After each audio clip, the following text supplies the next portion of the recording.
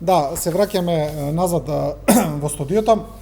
Стефановски, ајде малку да видиме за нас, каде сме ние. Значи, ние очекуваме веројатно месецов да заврши процедурата во шпанскиот сенат сега веќе и да станеме полноправна членка на НАТО. Значи, рече се известно дека тоа се ќе биде во март, не знаеме само на кој датум.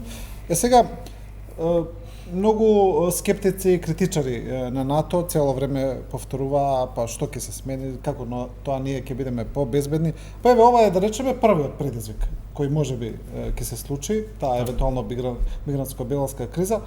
Што е различно со нас сега од 2015 сега бидејќи сме членка на НАТО? Како тоа нас НАТО ќе не заштити?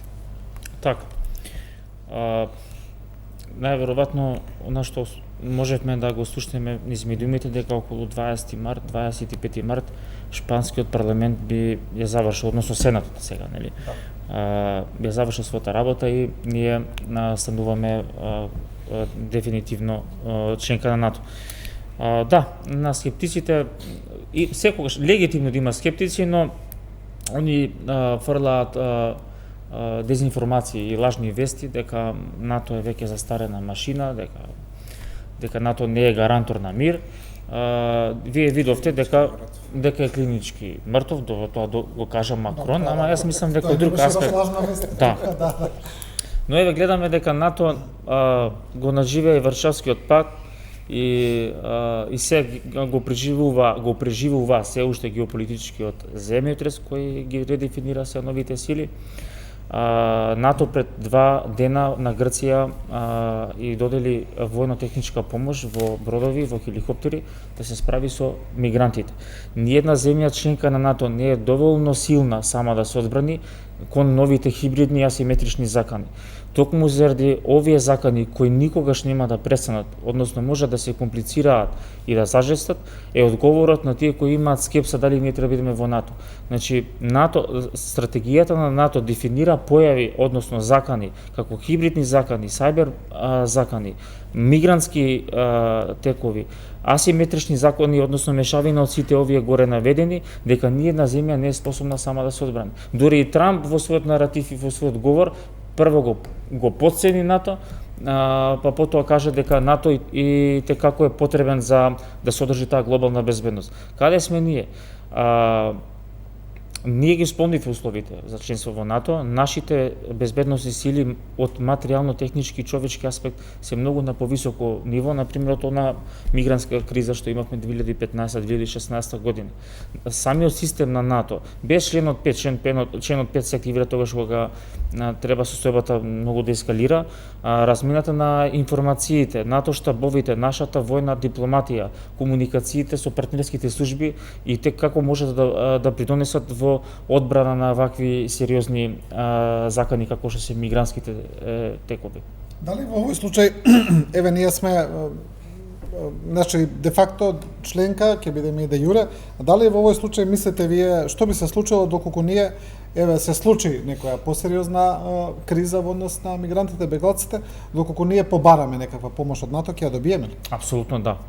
Значи, на последниот официјален состанок што го имавме ние во Брисел во НАТО и бевме представени нели од највисокиот наш владин врв, генералниот секретар јасно даде изјава и порака до нас. Вие сте на ова случај, вие ги користите сите бенефити и во добро и во зло, еден за сите, сите за еден.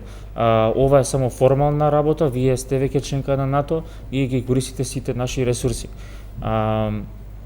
И токму заради тоа што Грција сега ја менува кон нас својата политика и бара помош и е во комуникација со нашите безбедносни органи, говори тоа дека ние веќе сме рамноправна членка и дека нас веќе сите не преципираат многу различно, односно многу посигурно. Професоре, исто така многумина се прашуваат дали можеби е добар момент да се влезе во НАТО сега. Прво, поради проблемите во самата организација, веќе ги апсолвиравме во текот на емисијата, но еве и регионално сето она што се случува. Значи, преговорите Србија, Косово, тензиите кои таму можат да ескалираат, се разбира, Гледаме и Црна Гора, повторно имаме една криза која трае, а имаме криза се чини и во Босна и Херцеговина, каде Милорад Додик веќе отворено се заканува со сецесија на Република Српска. Па ете исто така критичарите на нашето членство во НАТО велат да дали е навистина добар момент сега да се влезе или не. Значи прашањето е дали е добро што влегуваме сега, дали ќе бидеме побезбедни или ќе бидеме поизложени на закан. Па најдобро ќе беше 2008 година да влезевме во НАТО. Но сепак најдобар одговор на ова прашање е теоријата на анархијата во меѓународните односи. Теоријата на анархијата во меѓународните односи ни кажува дека благодарение на суверенитетот секоја држава во меѓународните односи е рамноправна со останатите и благодарение на тој суверенитет ниту една држава не може да воспостави хиерархиска структура над останатите држави. Сепак во таа една анархија поголемите држави ги наметнуваат своите интереси во однос на помалите држави. Македонија или поново Северна Македонија е многу мала држава и како таква не може да се справи скоро со никаков безбедносен како надворешен така и внатрешен предизвик. Токму тоа што вие сега набројавте, што се случува во регионот, е дополнителен предизвик зошто Македонија, односно Северна Македонија треба да биде член на НАТО. Бидејќи замислете, доколку Црна Гора не беше држава член на НАТО, србите до сега ќе имаа влезено на територијата на Црна Гора, имајќи ја во предвид нивната агресивност и вековна наклонетост кон таа територија. Она кој што го кажувате во однос на Милорад Додик, не верувам дека ќе се случи сецесија на Босна и Херцеговина, бидејќи НАТО и Европската Унија нема да дозволат на европско тло повторно да има отварање на воени жаришта. И во однос на кругот околу Македонија, на нас, како на држава, многу подобро и многу постабилно ќе ни биде да функционираме обкружени со партнери со кои што ќе споделуваме информации, со партнери со кои што заедно ќе инвестираме и со партнери со кои што ќе имаме доверба. Наместо да бидеме обкружени со држави кои што се во една организација, а ние сами како држава 25.713 км2 не фигурираме ниту ваму, ниту таму. И затоа е најдобар момент да се влезе во НАТО баш во ова геополитичко статус кво во моментот. Бидејќи Балканот, како Балкан, иако никој пат не е стабилен, сепак НАТО е една организација која што успева да прави баланс, односно еквилибриум помеѓу силите. Србија, најверојатно, во блиска иднина ќе мора да избере на кој столче ќе седи. Сега за сега успева да избалансира, да седи ден на страната заедно со западните држави, ден заедно со русите. Меѓутоа, да не забораваме, србите ги сакаат американците, но не го сакаат НАТО. Тоа е еден голем абсурд. И затоа мораме да сватиме дека НАТО секој пат е добра опција за Македонија. Да, добро, тоа што го кажувате дека тоа е интересен абсурд дека целиот свет ја сака американската култура, но не ги сака американците, значи сите сакаат да бидат како американци, но сепак не ги сакаат. Добро, за крај Стефановска само уште ова него зборувавме во текот на емисијата, интересен аспект, пишувањето на колегите од германски Die Welt велат мигрантската криза сега што се случува всушност наметна сега Европската Унија да ги прифаќа ставовите на Орбан. Значи она што се залагаше Орбан и да речеме Вишеградската група за затварање на Европа, за потврсти граници, за непуштање на мигранти, сега станува став на Европа и велат идеологијата на Орбан превладува. Не е таа идеологија на Орбан.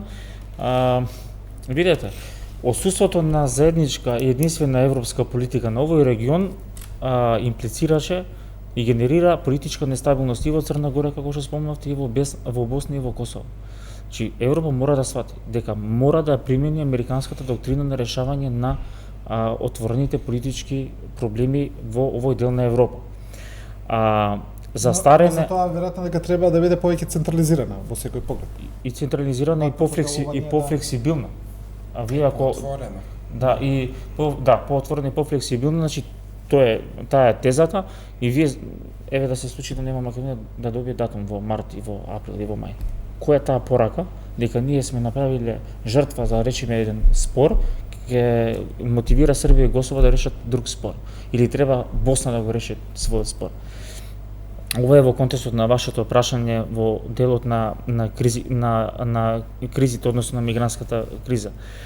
Не беше само Орбан, имаше и Полска, и Австрија, ако се сеќавам, па дури и Словенија, креира јавни политики каде што ги дефинира опасностите на тој мигрантски бран. Не е, и на професорот го напомена преска, не е проблем вие да го прифатите мигрантот во својата држава, но да видите што со него. Значи, и 2015-2016 година тие си прифатени и до ден денеска не се задоволни.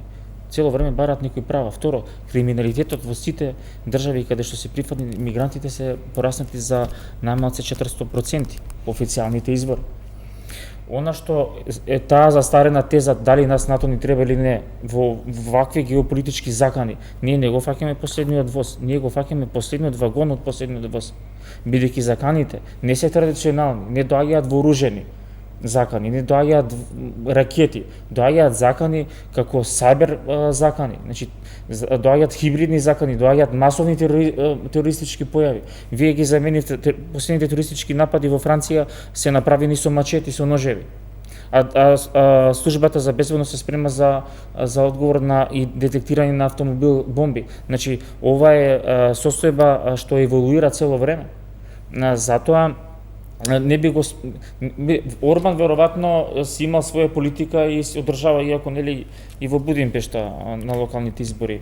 Значи не смее да се поинтира на мигрантското прашање. Да, 2015-2016 Европа сгреши што прими толку бегалци и што немаше одговор на тој мигрантски бран. И се уште нема одговор на оваа мигрантска криза. Единствен.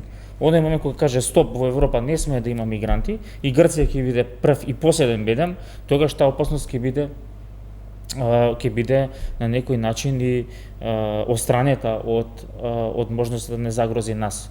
Значи Македонија е мало парче, односно мал залог за тоа што може да направат мигрантите во Европа. Значи многу посилни држави имаат проблеми со мигрантите. Да. Добро, Стефановски и Цунев, ви благодарам на двајцата за учество во оваа емисија, а вас, почитувани гледачи, ви благодариме што следевте уште една анализа. Останете со нашата програма.